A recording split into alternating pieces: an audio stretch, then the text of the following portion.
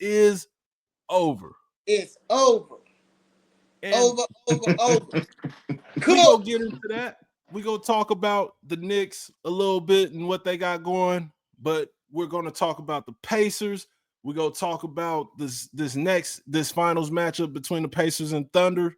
We go talk about how Sacramento Kings fans feel about watching Tyrese Haliburton make his first trip to the NBA Finals.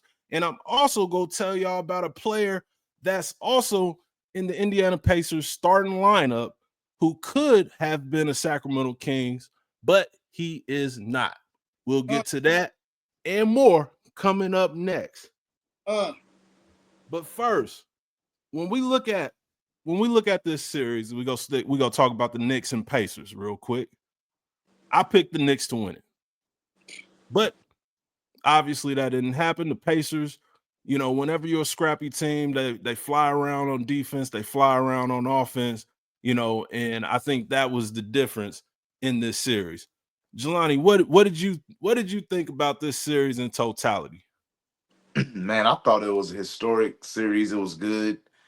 It held up that historic rivalry between the Pacers and the Knicks and renewed it. We've seen a lot of runs. I've never seen a series with so many runs. Right? New York will have a 12-2 run, and then the Knicks will turn around and have a 14-0 run. I thought that was amazing and made the series more exciting. We had a lot of players come out of nowhere and hit big shots, do big things.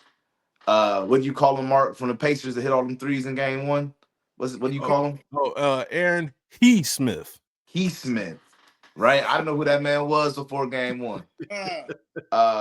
Right. So that's always exciting to see people come up and hit big shots and do big things. I'm sure he got about 100,000 more followers now after this series easily, right? So, I mean, in my opinion, the only thing keeping this series from being a 10 out of 10 is it being a 6-game series and not a 7-game series. Like, we needed, who won it? We needed one more game just because it was that good. So I hope in the next season or two we see Indiana and New York at it again. I need that one more time. But yeah, overall, one of the best series in recent memory. Hey man, look, I'm gonna tell you, there's two things that stood out to me in this series. One, Indiana defensive tenacity. Yeah. I think that's something that goes untalked about. The way they play defense, I mean, they are lights out on defense. And I think that's something OKC gonna have to pay attention to. And I think I said this in the beginning of the pod, how deep Indiana team is. Yep. Which is something that I don't know if it's talked about. I think the rotation is talked about, but how deep that team is, that's gonna make a great series against this OKC team. But those are two things that stood out: they defensive tenacity and the depth on that team. Nah, you're absolutely right, man. And like with how they play defense, it's funny. It turned over into defense turns into offense or whatever, and they played like that throughout the entire series or whatever. Like you seen a different guy stepping up, whether it was on both sides of the court. You seen a different guy stepping up, different guys contributing, and the New York Knicks just did not have enough bodies to deal with. They were full court pressing Jalen Brunson. It looked like Indiana played defense like an AAU team. Like they was playing full court all game, and they had the bodies to do it. And I expect them to go at OKC in the same fashion.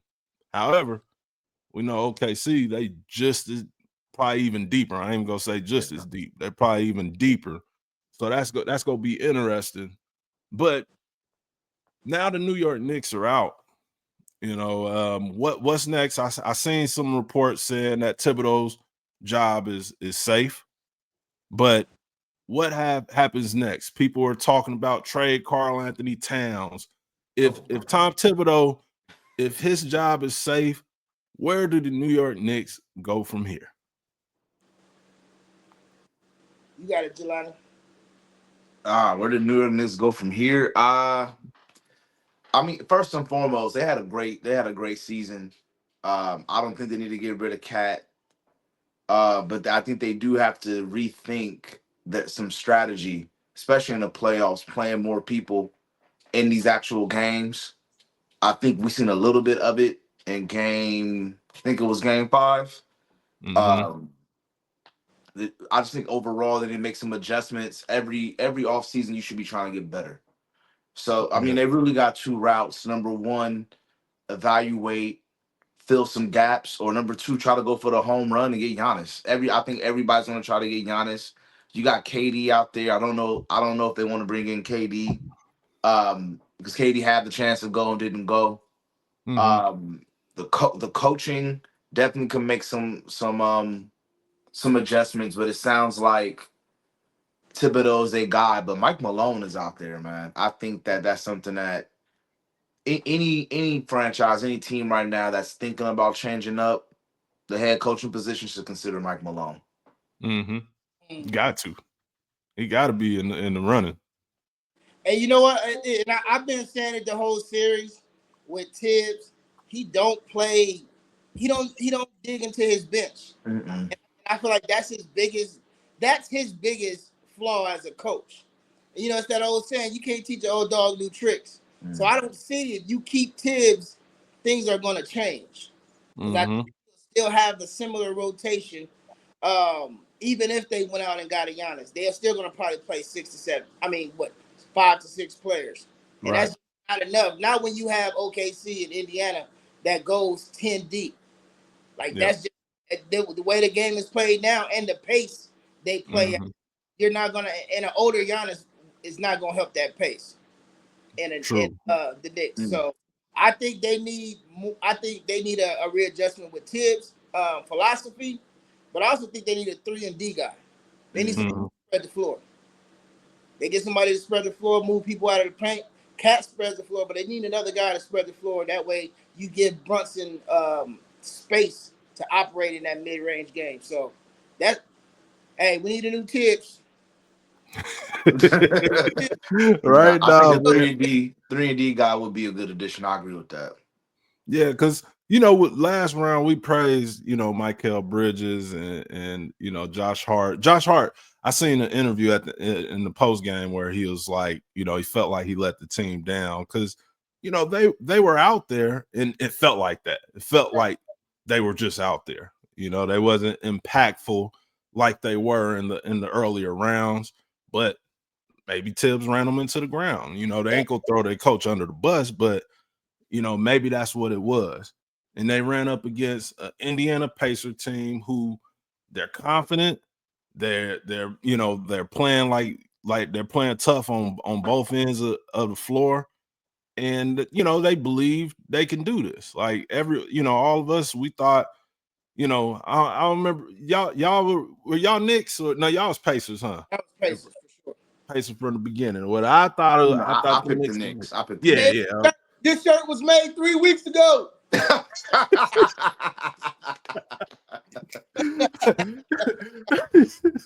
But Pacers proved us wrong, and that's why we love basketball. We want to, we want to be right. We wish we could be right all the time, but that, then it wouldn't be as fun as when when we wrong. And the Pacers and Tyrese Haliburton are in the NBA Finals. Tyrese had a tremendous, playoff run up until this point.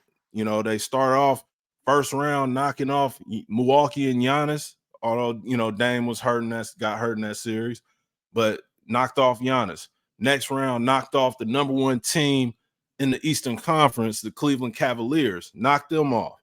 Then you turn around, beat the New York Knicks to go to the NBA Finals, all on the back of Tyrese Haliburton for the most part. Now, before we get into Tyrese and the finals and stuff, real quick, he didn't win the finals, the Eastern Conference Finals MVP. Pascal Siakam did. Do y'all think they got it right, or should Tyrese have got it? He's getting dragged because of the video where it looked like he thought he had it. Man, look. He got robbed. Boy got robbed. Nah, I ain't gonna call it a robbery. But you know what? I will say this on Siakam's behalf. He's been really consistent. Mm-hmm.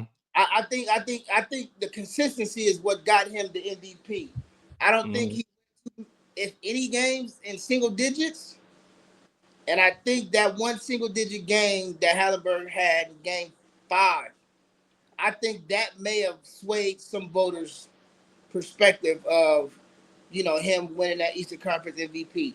I think Haliburton had the more eyes on him, where they wanted that to be him, and he had to run away with it. And I think he's played a phenomenal, Eastern Conference playoff series.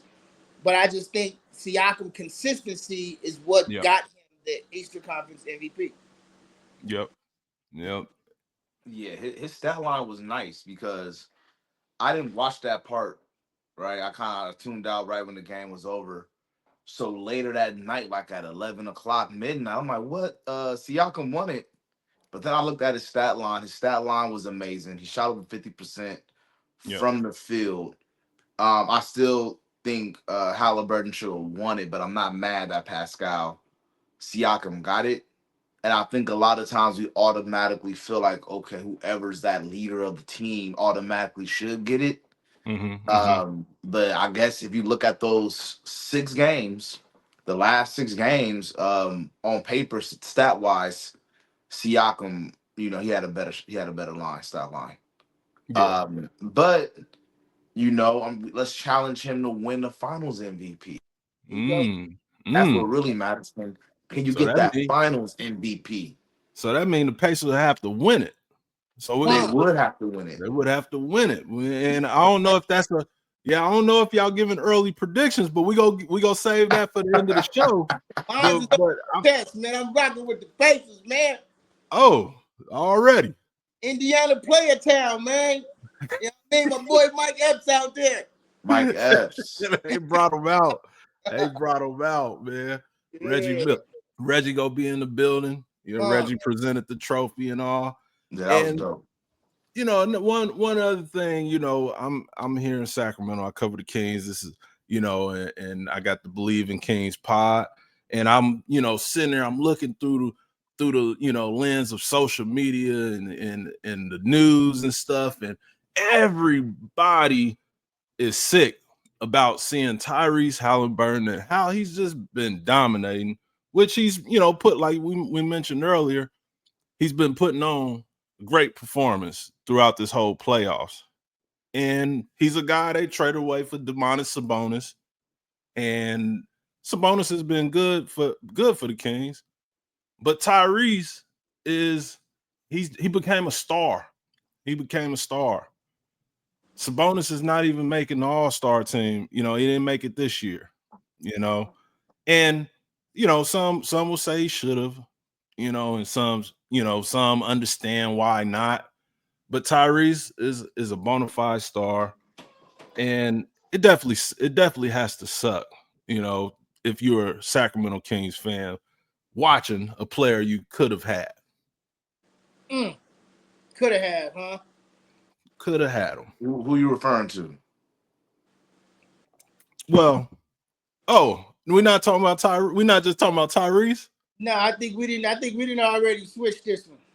Oh, my bad. My bad. I thought we were talking about Tyrese, but no, he's not the only one.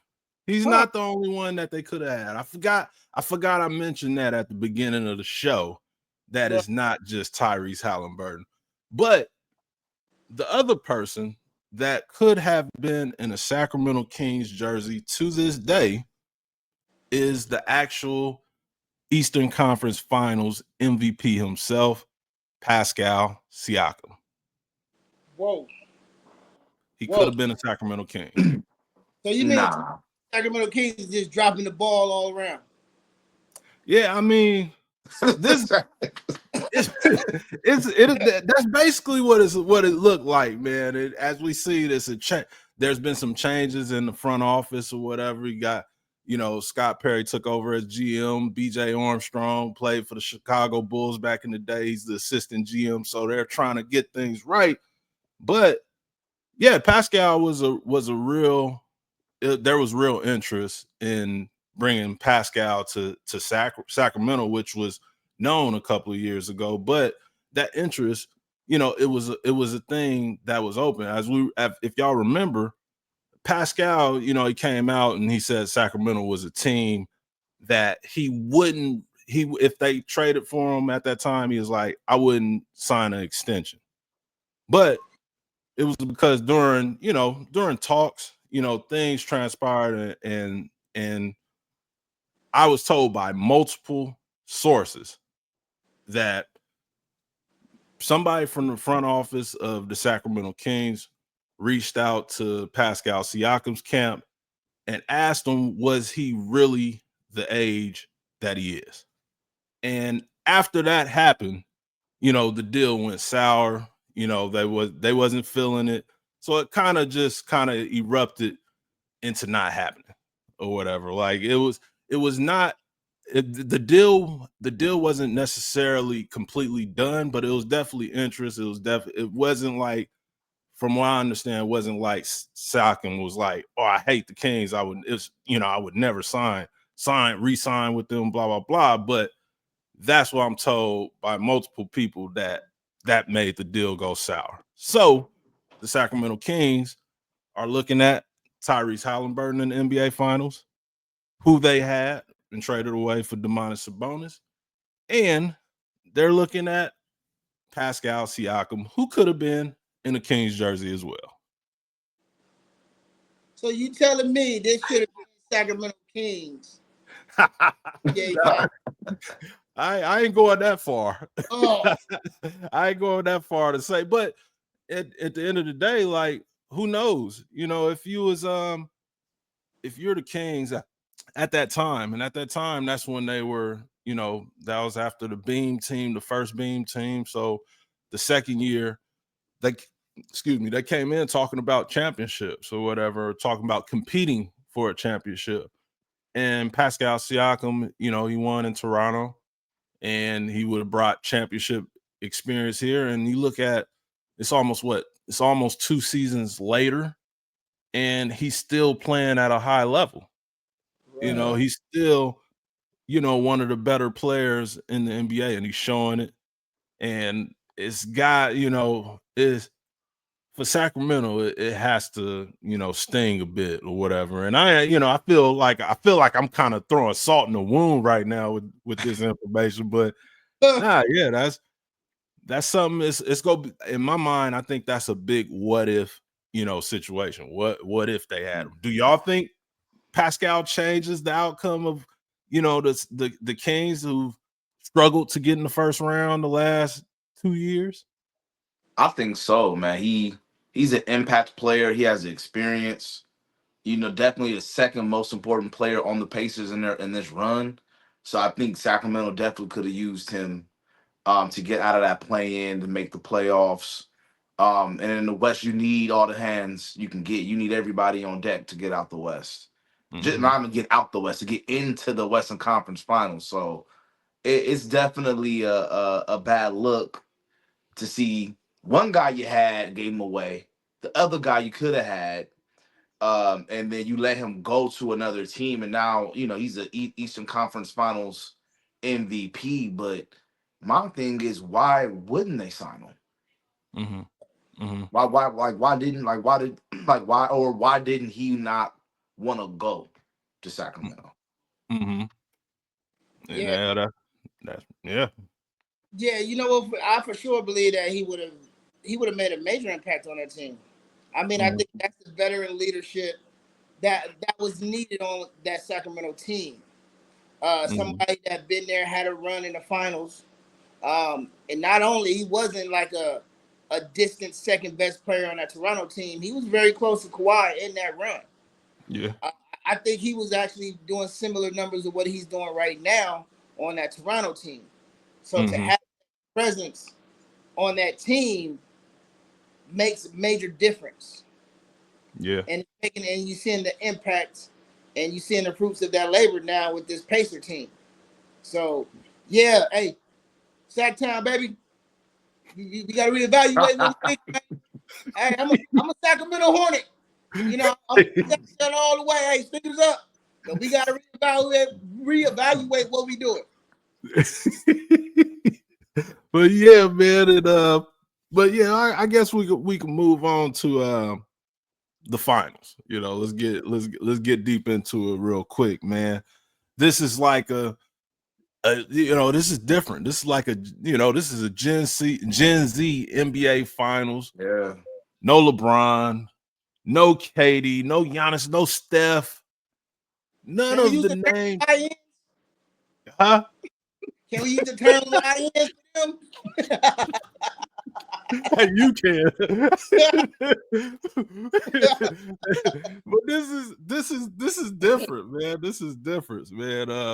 You know, this is going to be a very I expect a very fast paced, series. I think, both teams could run. I think both teams could defend. They, like we talked about the depth.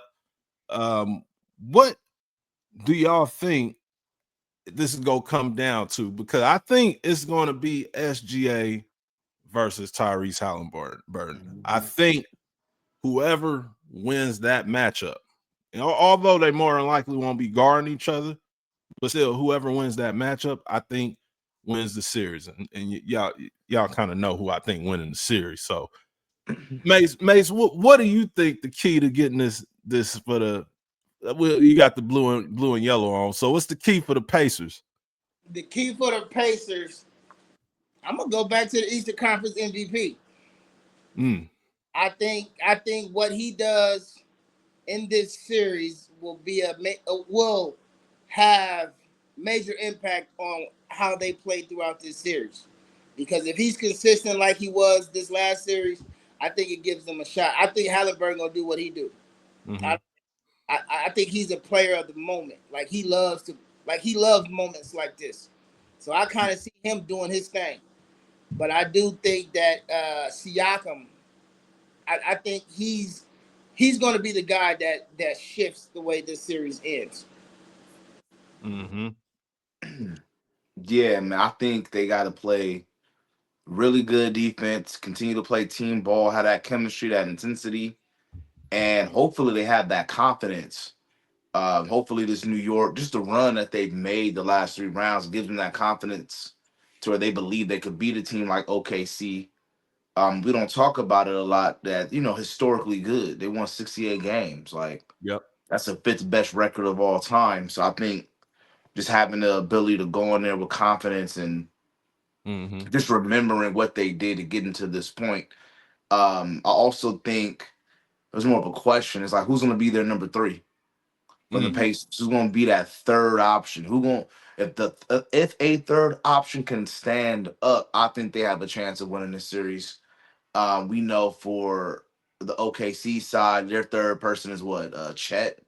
Yeah. Sometimes Jalen Williams. I think I'll put Jalen Williams over Chet right now. But who's going to be the Pacers' third guy? Right. Who's going to hit some big shots and big threes? That's what it comes down to, in my opinion. Yeah. No, I agree with both of y'all, man. The Pacers, what it do sound like too, it sounds like the Pacers have to have a lot of things go their way in order to win this series. Because I agree. I think if what both combined with both of y'all said, I think if that happens, I think they can win the series. But y'all know, I don't think they're winning this series.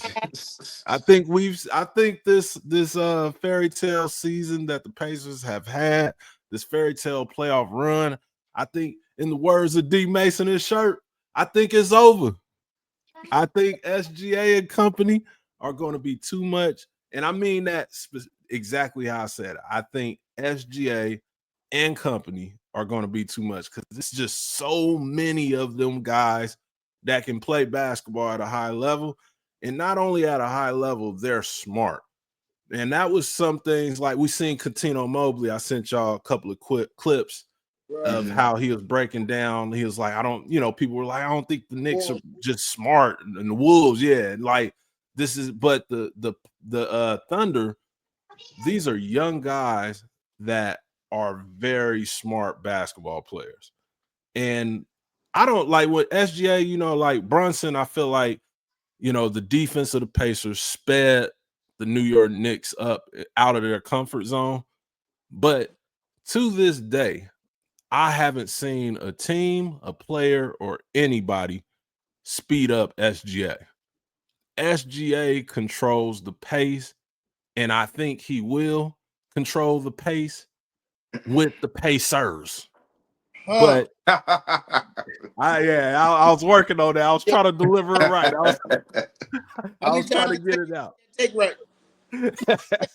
But what when y'all look at the Thunder on their side now, like what strengths do you see with them? How do the OKC Thunder win this series? I think, man, it's their series to lose. I think if they go in there and do what they've been doing all season, they're gonna win. I don't think there's anything I don't think nobody got to step up or anything like that. Just do what you've been doing and don't underestimate this Pacers team. I think a lot of times we go in the favorite goes in like, oh, we gonna take care of them. Oh, it's not gonna be anything. And then you get slapped in the face and lose. We see it all the time. We really see it in March Madness. That's when we see it the most. Yep. But this playoffs is kind of filling. so yeah, man. I think that they just need to not underestimate them. Do what they've been doing. Continue to utilize that bench. Continue to utilize that bench and make things hard for Haliburton. Yeah. Because if you make things hard for Haliburton, he can't operate the way he's been operating. They're not going to have a chance. But are we doing predictions yet? Or are we waiting? We almost there. We all hold on to quiet. predictions. How do Thunder win this, Mace? I would keep it real simple. As long as the coach don't outcoach himself, OKC wins this series. That's because as a team, OKC is who they are, and they haven't been pushed out of their comfort zone yet in any of these series. At all. So I think the only thing that they can do to lose this game will be based on what the coach does. They outthinks himself.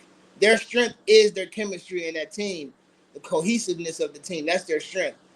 And yes, it reflects the coach, but I also feel like the coach can, put in something that they haven't seen, they haven't done, and change the whole mindset and the pace of this final. So as long as he don't outcoach himself, I give him a 75% chance to win this series. Okay. All right. Well, let's get to it, man. Let's get to the predictions. I guess I'll lead it off because I've been pretty biased. I feel like the entire show of who I think is winning. And I guess more, I got the Thunder winning. I got the Thunder winning the championship, bringing their first championship to Oklahoma City, doing what KD, Russ, and Harden and Ibaka couldn't do back in the, over a decade ago. I think SGA, Jalen Williams, Chet Holmgren, and all the rest of them dogs, I think they win the chip in 5. Cinco. Cinco and 5. Cinco. That's what I got. Okay. I got OKC in 6. I got SGA winning the MVP. Yeah. He'll probably be the first Finals MVP from Canada, right? Yeah, he will. With Steve Nash #1. I got him in 6. I wanted to say 5, man, but them Pacers is just so scrappy. I believe in the Pacers. I'm gonna give them 2 wins. I'm gonna give them 2 wins. That's how impressed I am with them. And I think they, it's just OKC's time, man. It's OKC's time. And they have, in my opinion, they have been challenged. I feel like Denver challenged them. And I think they're going to go in here and they're going to take care of business, man. OKC in 6. Oh. Hey, well, look, hey, I guess I can be the lone wolf, man. Hey, I'm gonna be the lone wolf today. Pacers at 7. Bird will bring an MVP back to Sac-Town. I got Pacers at 7, man. I don't know what it is. I actually picked the Pacers early. I did pick the Pacers early. But I don't know. Like I just keep reiterating back to what I've been saying. I think Haliburton is on a mission. Yeah. He's on a mission to prove to his peers, nobody else, but his peers, that he's for real. And y'all gonna have to take that smut off my name because I ain't overrated. Nah. Dan, let you have it, even though you got hurt. Jalen, I had to bring it to you. I know I'm missing somebody. Who am I missing? Donovan Mitchell. Donovan Mitchell? Big toe was hurting. Hey, look. Hey, I'm out here trying to prove a point. So SGA next, huh? I think Haliburton is on a mission, and I got them on. I got them in 7. Shout out to Pops, Haliburton Pops. We gonna see you in the stands. Hey, I think he had the flag back out too. Yeah, he had it back. He might be listening to the show. Hey, yeah, he is. Hey, man, if Haliburton goes into OKC, Game 7, dethrones the current reigning MVP, bro. That will be one of the craziest stories in NBA history, man. I would love to see it. And I'm also glad we're going to see a franchise get their first chip, regardless of the outcome. I think that's good, man. Yeah, that's definitely good for the league. And these is franchises that I think we all like low-key root for. Yeah. Like OKC had the Russ, the James Hardens. We rooted for them, even though it was against my Lakers. And, you know, that was just like never mind, Lakers. But we root for them because we know they're a small market. Yeah. And we know that they dogs. Most of the time, them teams is always scrappy and dogs. And Indiana's always been that since the Reggie Millers, the Ron Artest, the Steven Jackson, the Al Harris. You know, those teams we root for, those blue-collar teams we root for. Nah, man, y'all got it right, 100%, man. I think this is good for the NBA. I look for. I'm upset that Game 1 is until Thursday or whatever. So I'm upset about that. Like, what we gonna do, man? We gotta record another show. We just gonna be talking. we said everything. We should. Yeah, maybe we'll do some throwback playoff games and stuff, or just some time. Yeah, we'll figure it out. But meanwhile, man, this is the closers and it's time, to close this thing out like OKC is gonna do with the Pacers in a couple of weeks. I don't think we're gonna be watching basketball for the next 2 weeks to make 7 games. But want to thank everybody for listening, watching, subscribing, interacting with us, and helping motivate us to keep going and talk about whatever topics or whatever. Feel free to comment to any of us, DM us, follow us on all any platforms that you see us on. And we talked about Haliburton being in the finals. Kings fans probably a little sick about it, seeing this guy with this shirt on. We talked about the Knicks had a great year. I say it's a great year. I said it would have been a failure if they didn't get 1 win in Madison Square Garden, but they did that. They played with pride, blew out the Pacers to get 1, but the Pacers cut everything short and said, all right, you got yours. Now go home, enjoy the rest of your summer while we go get this chip. Now we got the Thunder and Pacers.